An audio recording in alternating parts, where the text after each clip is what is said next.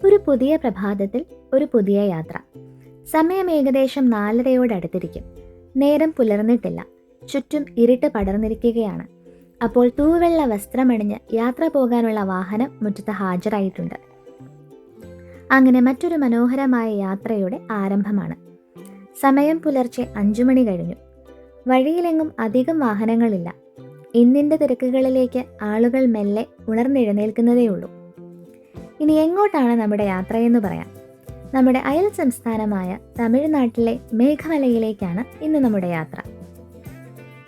പ്രഭാതത്തിൻ്റെ ആദ്യ കിരണങ്ങൾ ഭൂമിയെ മെല്ലെ തഴുകി തുടങ്ങിയിരിക്കുന്നു. പുതിയ പ്രതീക്ഷകളുമായി ഒരു പുതിയ ദിവസത്തെ വരവേൽക്കാൻ ഇതിലും മനോഹരമായൊരു സമയം വേറെയില്ല. ഓരോ വളവ് പിന്നിടുമ്പോഴും പുതിയ കാഴ്ചകളാണ് നമ്മെ കാത്തിരിക്കുന്നത്. ഇവിടുത്തെ ചായത്തോട്ടങ്ങൾ കണ്ണിന് കുളിർമയേകുന്ന കാഴ്ചകളാണ്. വഴിയിലുടനീളം പച്ചപ്പ് നിറഞ്ഞ കാടുകളും മൂടൽമഞ്ഞും നമ്മളെ മറ്റൊരു ലോകത്തേക്ക് കൊണ്ടുപോകുന്നു. മുന്നിലേക്ക് നീളുന്ന നേരായ പാത, ഇരുവശങ്ങളിലും പച്ചപ്പിന്റെ മനോഹരമായ വിരിപ്പ്.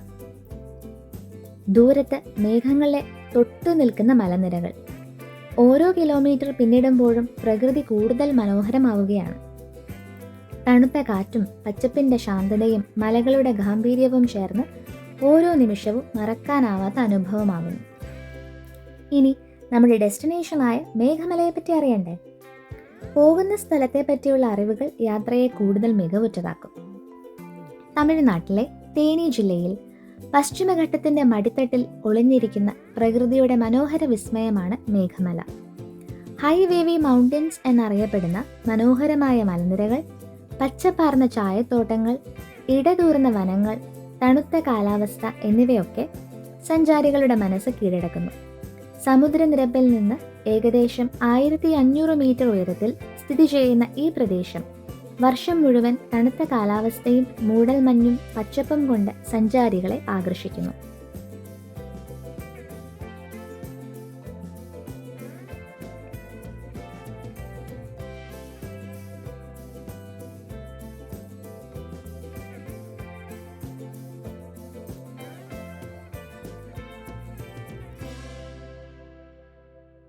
അതിരാവിലെ പുറപ്പെട്ടതല്ലേ, കേരളം കടന്ന് തമിഴ്നാട് എത്തിയത് അറിഞ്ഞില്ല.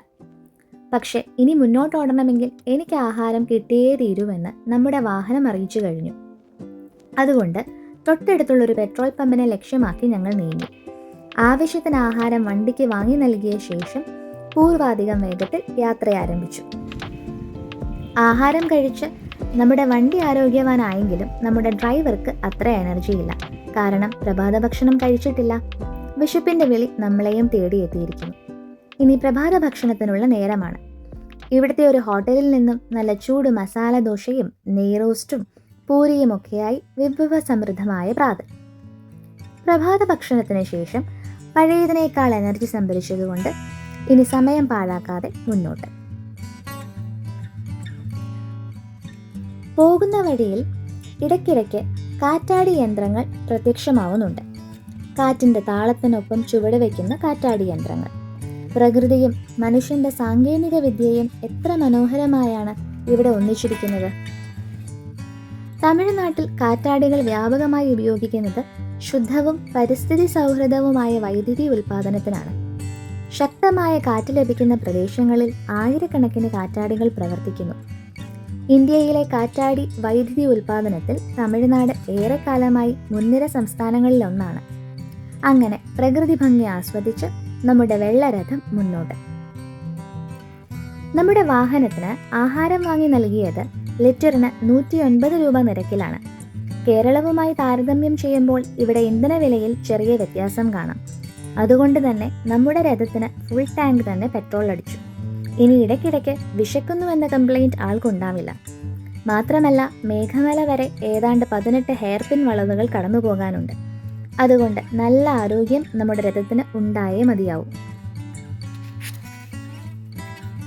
യാത്രകളെ എപ്പോഴും മനോഹരമാക്കുന്ന ഘടകം ആരുടെ കൂടെയാണ് യാത്ര എന്നുള്ളതാണ്. ഒരു ഫാമിലി ട്രിപ്പ് ആയതുകൊണ്ട് തന്നെ ഈ യാത്ര സ്പെഷ്യലാണ്. തിരക്കിട്ട ഓട്ടപ്പാച്ചിലുകൾക്കിടയിൽ ഫാമിലിയുമായി കൂടുതൽ സമയം ചിലവഴിക്കാനാകുന്നത് ഇത്തരം യാത്രകളിലാണ്. എന്നും ഓർത്തു വയ്ക്കാവുന്ന മനോഹരമായൊരു ഓർമ്മയായിരിക്കും മേഘമലയിലേക്കുള്ള ഈ യാത്ര. എവിടെ നോക്കിയാലും മനോഹരമായ താഴ്വരകളും ചായത്തോട്ടങ്ങളും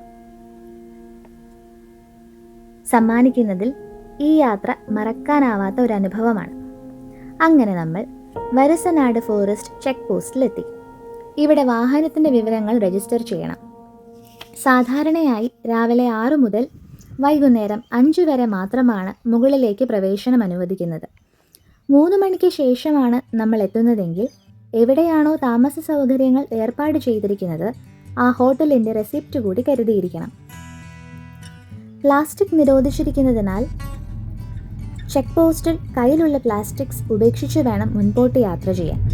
പ്രകൃതിയുടെ സംരക്ഷണം നമ്മുടെയും ഉത്തരവാദിത്വമാണെന്നുള്ള ബോധം യാത്രികർക്ക് വേണമല്ലോ. അങ്ങനെ നമ്മൾ യാത്ര തുടർന്നു. നമ്മുടെ ലക്ഷ്യം 1 ഡേ ട്രിപ്പാണ്. അതുകൊണ്ട് തന്നെ കാഴ്ചകൾ ആസ്വദിച്ച് അന്ന് തന്നെ മടങ്ങാനാണ് നമ്മുടെ തീരുമാനം. മേഘമലയിൽ താമസിച്ച് സ്ഥലങ്ങൾ കൂടുതൽ എക്സ്പ്ലോർ ചെയ്യാൻ താല്പര്യമുള്ളവർക്ക് മുൻകൂട്ടി ഹോട്ടലുകളോ റിസോർട്ടോ ബുക്ക് ചെയ്യാവുന്നതാണ്. കാരണം ഇവിടെ ധാരാളം ഹോട്ടൽസും റിസോർട്ടുകളും ഇല്ല. എന്നിരുന്നാലും ഹോം സ്റ്റേ, ഗസ്റ്റ് ഹൗസുകൾ, ചെറിയ റിസോർട്ടുകൾ എന്നിവയൊക്കെ ടീ എസ്റ്റേറ്റുകൾക്ക് സമീപം ലഭ്യമാണ്. പ്രകൃതിയുടെ സുന്ദരമായ കാഴ്ചകൾക്ക് നടുവിൽ ശാന്തമായി നമുക്ക് താമസിക്കാം.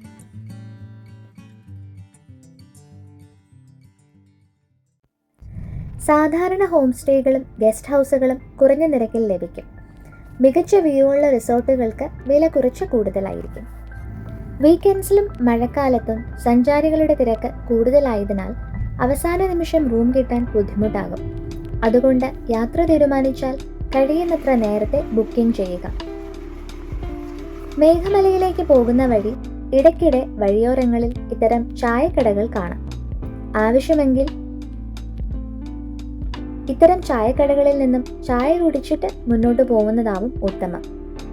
കാരണം മുൻപിലേക്ക് ഇനി അധികം കടകൾ കാണണമെന്നില്ല. മേഘമലയിൽ രാത്രിയും രാവിലെയും നല്ല തണുപ്പായിരിക്കും. അതിനാൽ ജാക്കറ്റോ സ്വെറ്ററോ കരുതുക. ചില ഭാഗങ്ങളിൽ മൊബൈൽ നെറ്റ്വർക്ക് ദുർബലമായിരിക്കും. അതിനാൽ ആവശ്യമായ വിവരങ്ങളും ബുക്കിംഗ് വിശദാംശങ്ങളും മുൻകൂട്ടി ഡൗൺലോഡ് ചെയ്ത് സൂക്ഷിക്കുന്നതാണ് നല്ലത്. അങ്ങനെ പ്രകൃതി ഭംഗി ആസ്വദിച്ച് വളവുകൾ പിന്നിട്ട് യാത്ര വീണ്ടും മുൻപോട്ട്.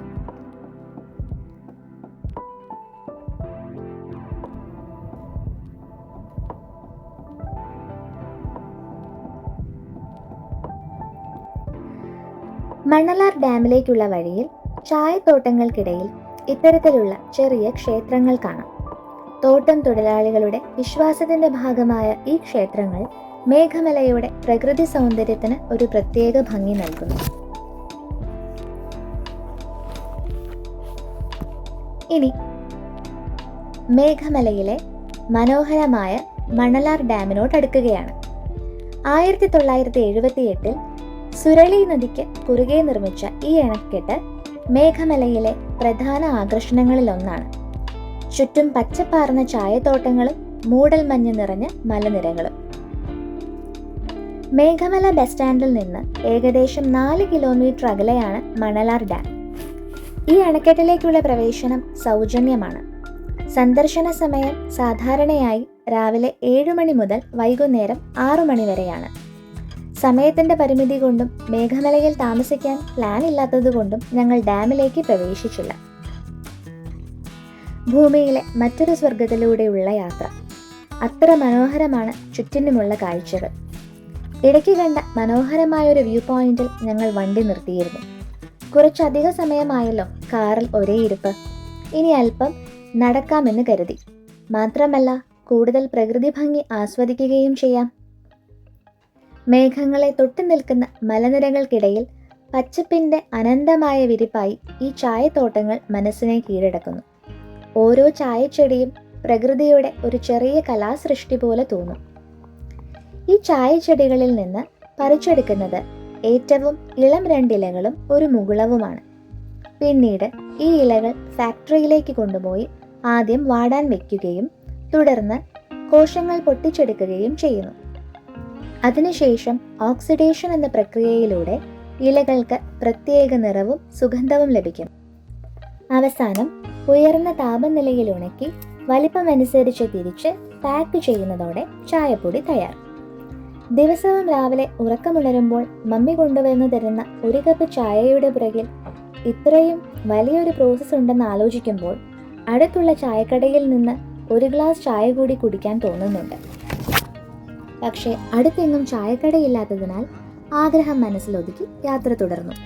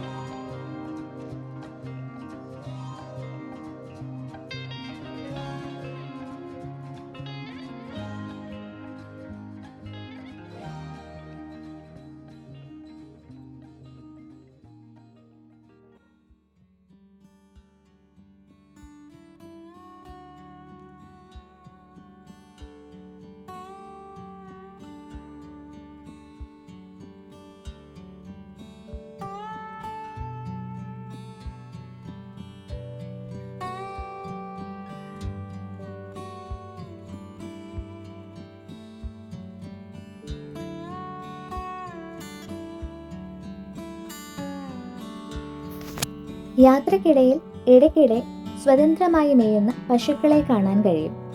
വാഹനമോടിക്കുമ്പോൾ ഇവയെ ശ്രദ്ധിച്ച് പതുക്കെ സഞ്ചരിക്കുന്നതാണ് നല്ലത്. പ്രകൃതിയും ജീവജാലങ്ങളും എത്ര മനോഹരമായി ഒത്തുചേരുന്നു എന്നതിന് മറ്റൊരു തെളിവ് കൂടിയാണ് ഇത്തരം കാഴ്ചകൾ.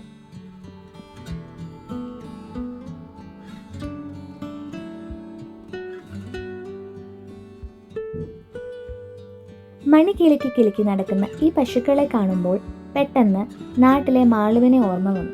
അവൾക്കുമുണ്ടായിരുന്നു കഴുത്തിലൊരു മണി. ഇനി നമ്മുടെ വെള്ളരഥം പാർക്ക് ചെയ്യാനുള്ള സമയമായി. ഇത്രയും ദൂരം ഓടിക്ഷീണിച്ച വെള്ളരഥത്തിന് ഇനി വിശ്രമിക്കാൻ അല്പം സമയം നൽകാം. അവനൊന്ന് ഉണർന്നെഴുന്നേൽക്കുമ്പോഴേക്കും നമുക്ക് മേഘമലയിലെ മനോഹരമായ വ്യൂ പോയിന്റ്സിലൊന്നായ മഹാരാജമേട് കണ്ടിട്ട് വരാം. ഏതാണ്ട് 30 രൂപ പ്രവേശന ഫീസായി അടച്ച ശേഷം ഞങ്ങൾ മുൻപോട്ട് നടന്നു.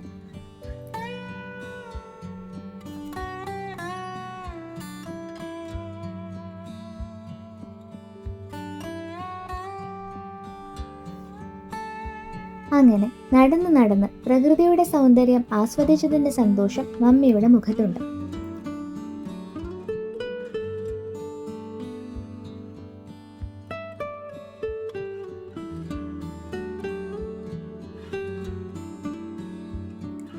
യാത്രയിൽ ഒട്ടും തളരാതെ വീണ്ടും മുൻപോട്ട്. മഹാരാജമേട്, അതാണ് നമ്മുടെ ലക്ഷ്യം. പേരുപോലെ തന്നെ രാജകീയമായ ഒരനുഭൂതി. പച്ച പുതച്ച മലനിരകളെ ചുംബിച്ചു കടന്നു പോകുന്ന മഞ്ഞിൻ്റെ സാമ്രാജ്യം, അതാണ് മഹാരാജമേട്. പ്രകൃതിയോട് പ്രണയമുള്ളവർക്കാർക്കും ഇങ്ങോട്ട് കടന്നു വരാം. പറഞ്ഞറിയിക്കാൻ കഴിയില്ല, അത്ര മനോഹരമാണ് മലമുകളിൽ നിന്നുള്ള കാഴ്ച. നല്ല തണുത്ത കാറ്റ് മുഖത്ത് തഴുകുമ്പോൾ മല കയറി വന്നതിൻ്റെ ക്ഷീണം മുഴുവൻ അലിഞ്ഞില്ലാതാകും. ഇവിടുത്തെ കാറ്റ് വെറും കാറ്റല്ല, മലനിരകളുടെ കഥകളും ചായത്തോട്ടങ്ങളുടെ സുഗന്ധവും മേഘങ്ങളുടെ തണുപ്പും ഒപ്പം കൊണ്ടുവരുന്ന ഒരു മൗന സംഗീതമാണ്.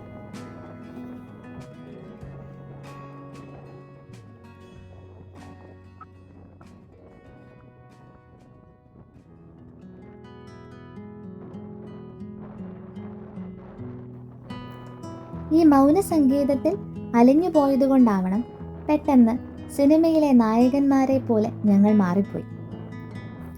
ചില ഫ്രെയിമുകൾ കാണുമ്പോൾ നമുക്ക് തോന്നും അതൊരു സിനിമയിലെ സീനാണ്. അവനവിടെ നിൽക്കുകയാണ്.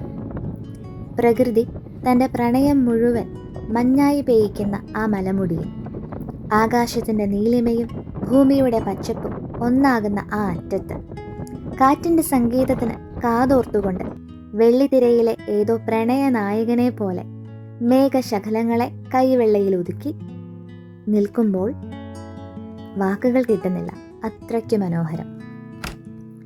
കാലം പോലും ആ സൗന്ദര്യത്തിന് മുന്നിൽ നിശ്ചലമായി പോകുന്നു.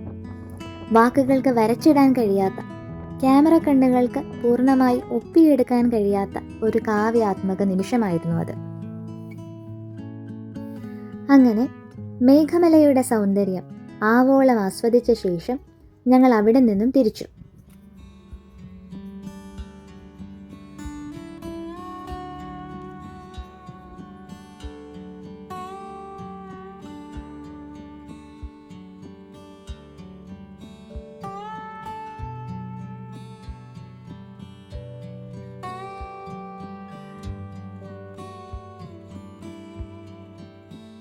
വേഗം ചെക്ക് പോസ്റ്റ് എത്തണമെന്നുള്ള ഉദ്ദേശത്തോടെ വെള്ളരഥം അങ്ങനെ മുൻപോട്ട് പാഞ്ഞു.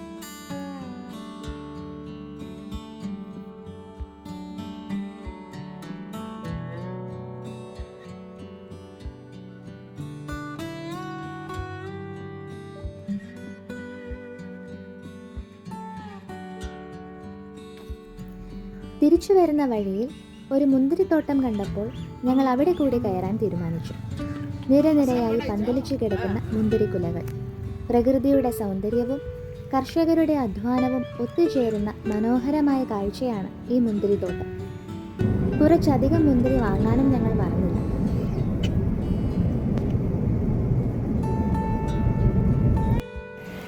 ഏതാണ്ട് കുമിളിയോടടുക്കാറായപ്പോൾ നിർഭാഗ്യവശാൽ ഞങ്ങൾക്ക് ചെറിയൊരു ട്രാഫിക് ബ്ലോക്ക് നേരിടേണ്ടി വന്നു. പക്ഷേ പരാതിയില്ല, കാരണം മുന്നിലും പിന്നിലും കാണുന്ന മനോഹരമായ കാഴ്ചകൾക്കിടയിൽ കാത്തു നിൽക്കുന്നതും യാത്രയുടെ ഭാഗമായൊരു അനുഭവമാണ്.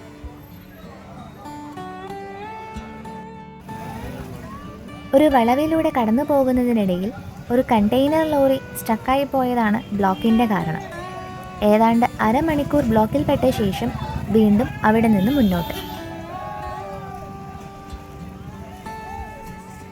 അങ്ങനെ ഭൂമിയിലെ മറ്റൊരു സ്വർഗം കണ്ടതിൻ്റെ സന്തോഷത്തിൽ തിരിച്ചു വീട്ടിലേക്ക്. മേഘമലയെപ്പറ്റി അറിയാൻ ഈ വീഡിയോ ഉപകാരപ്പെട്ടെന്ന് കരുതുന്നു. വീഡിയോ ഇഷ്ടമായാൽ ലൈക്ക് ചെയ്യാനും ഷെയർ ചെയ്യാനും മറക്കല്ലേ. ഇനിയും ഇത്തരത്തിലുള്ള ട്രാവൽ ഗൈഡുകൾക്കായി ചാനൽ സബ്സ്ക്രൈബ് കൂടി ചെയ്താൽ ഭൂമിയിലെ മറ്റൊരു സ്വർഗത്തിൻ്റെ കഥയുമായി ഞങ്ങൾ വേഗമെത്താം. ഈ മനോഹര യാത്രയിൽ ഞങ്ങളോടൊപ്പം സഞ്ചരിച്ചതിന് നന്ദി. അടുത്തൊരു യാത്രയിൽ വീണ്ടും കാണാം. അതുവരെ നന്ദി, നമസ്കാരം.